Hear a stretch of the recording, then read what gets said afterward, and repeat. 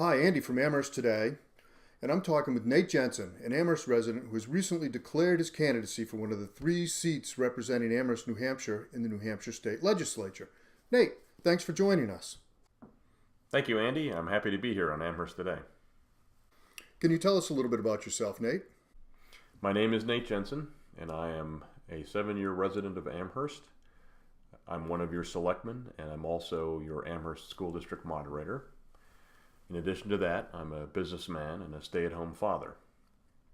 Before we moved to Amherst, my wife and I were diplomats with the United States Department of State, serving all over the world, representing our country in lots of different places and with advancing U.S. interests in lots of different ways. Why have you decided to run?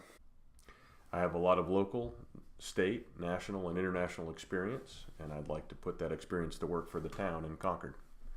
I also just really enjoy working for the town. Can you tell us a little bit about your time at the State Department? That sounds like it was a very interesting period of time for you. Working for the State Department was an extraordinary education. I lived and worked in some of the most difficult places on earth, including Syria, Iraq, and Vietnam. So I learned a great deal about how to get things done in difficult places, and it was a very, very strong education.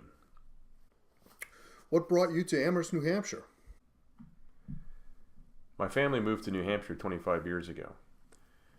After my wife and I left the State Department, I was lucky enough to get recruited into Raytheon, and they moved us back to New Hampshire. What do you see as the biggest challenges facing New Hampshire? I'm very concerned by over-legislation and over-regulation in New Hampshire.